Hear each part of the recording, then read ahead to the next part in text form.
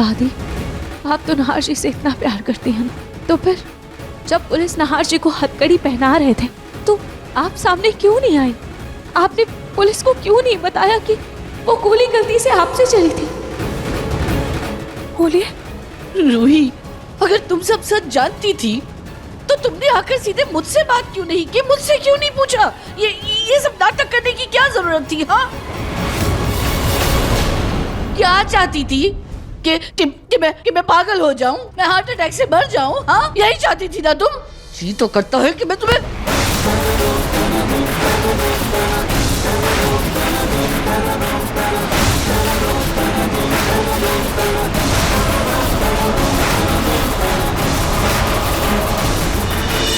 पत्नी के कत्ल के इल्जाम में मुजरिम नाहर गोयनका को सुनाई अदालत ने फांसी की सजा।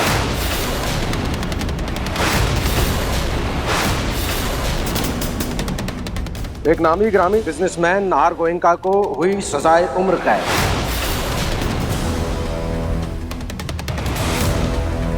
अरे मैं तो वही पढ़ रहा हूं जो कल अखबारों में छपेगा। एक काम करता हूं, एक अच्छी सी फोटो खींचता हूं, कल देनी पड़ेगी ना अखबार वालों को।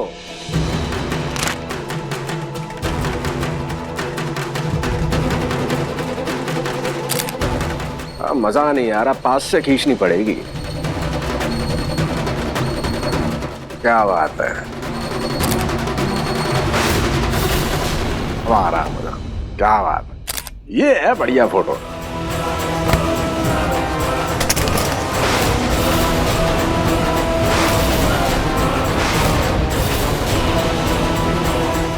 इंस्पेक्टर, ये जो ऐसी हरकतें ना आपकी, वाहियात हरकतें, आपको क्या लगता है? हाँ, इससे मेरी हिम्मत टूट जाएगी? हाँ नहीं इंस्पेक्टर, मेरी हिम्मत नहीं टूटने वाली। पता है क्यों? क्योंकि जब तक मेरे साथ मेरा प्यार है, मेरी पत्नी है, मेरी रूही है, मुझे कुछ नहीं हो सकता, समझे आप? और आप देखना, वो मुझे यहां से बाहर निकाल कर रहेगी। और आप जो बोल रहे थे ना अभी, कल खबरें छपेंगी और कल अखबार में यह खबर छपेगी इंस्पेक्टर साहब कि कैसे एक पत्नी ने अपने पति की सच्चाई को सबके सामने लाकर उसे जेल से रिहा करवाया। समझे आप?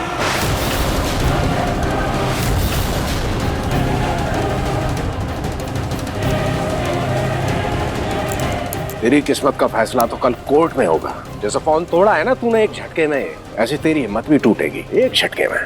कल मिलते हैं कोर्ट में, है ना?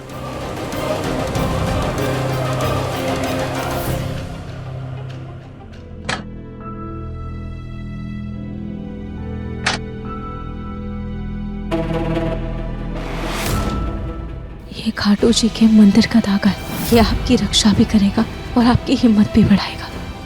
और नाहर जी, बहुत जल्द हम साथ होंगे। नहीं, मैं अपनी हिम्मत नहीं टूटने दूंगा, नहीं टूटने दूंगा अपनी हिम्मत। मुझे अपनी पत्नी, अपने प्यार, अपनी रूही और उसके विश्वास पर भरोसा रखना ही होगा, रखना ही होगा। मेरा हाथ छोड़ो। तुमने मेरा हाथ पकड़ने की हिम्मत कैसे की? मेरा हाथ छोड़ो। जूही, देखा रूही, अपनी गलती मानने की जगह दादी उल्टा तुझ में ही गलती ढूंढ रही है। लेकिन कोई बात नहीं दादी, आप अपनी गलती माने या ना माने, लेकिन आपका पूरा सच रिकॉर्ड हो चुका है।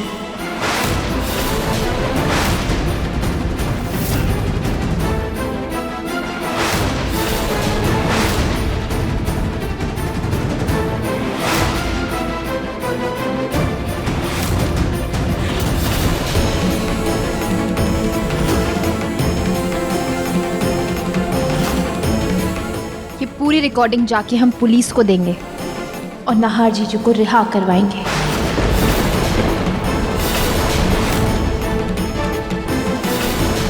दादी, आपने सबसे इतना बड़ा सच छुपाया और ये सब पूरे परिवार वालों या नाहर जी को पता चलेगा तो उन्हें कितनी तकलीफ होगी।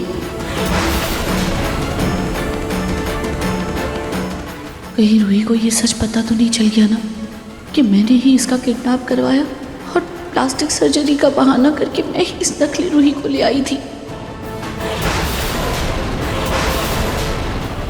अगर ये सारा सच सबके सामने आ गया तो सब लोग मुझे धक्के मार के इस घर से बाहर निकाल देंगे।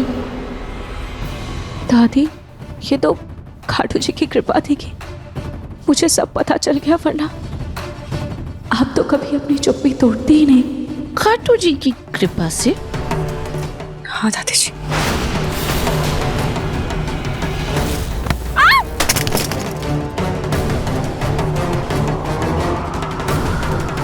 मेरा चश्मा।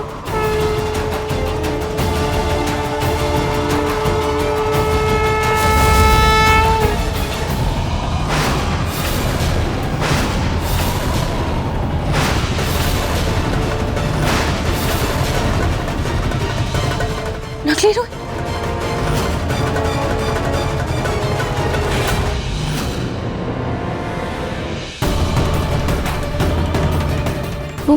वो नकली रूही थी क्या? अगर वो नकली रूही थी तो नहाश जी जेल में किस बात की सजा काट रहे हैं? मुझे उसे ढूंढना होगा। अगर वो नकली रूही जिंदा है, जहां उसकी लाश रखी हुई।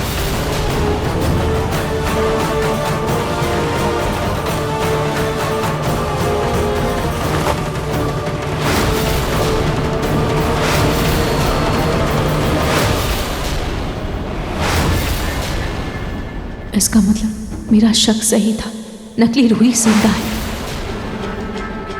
भैया, आपने इस लड़की को कहीं देखा है? मैडम नहीं देखा। दीदी, आपने इस लड़की को कहीं देखा है? भैया, आपने इस लड़की को कहीं देखा है क्या? हाँ मैडम, ये इसी मोहल्ले में तो रहती है। ये आगे वाली गली में इसका घर है। बच्चों को डांस वगैरह सिखाते ही घर में। अरे वो देखिए, वो आ गई ना टीचर जी, वो देखिए।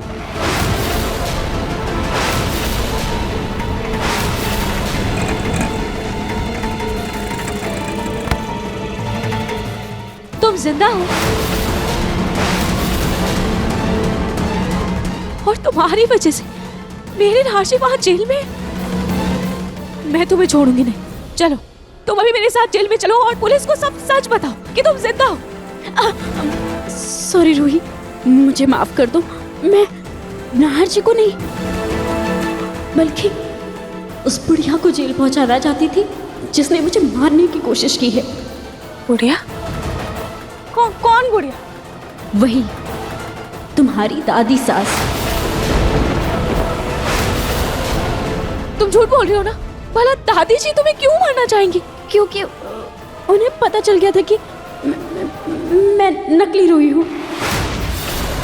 उन्हें सबक सिखाने के लिए मैंने बंदूक में नकली गोली डाली थी और एक ऐसी दवा खा ली थी जिससे मेरे दिल की धड़कन थोड़ी देर के लिए रुक जाए और पुलिस को लगे कि मैं मर गई हूँ।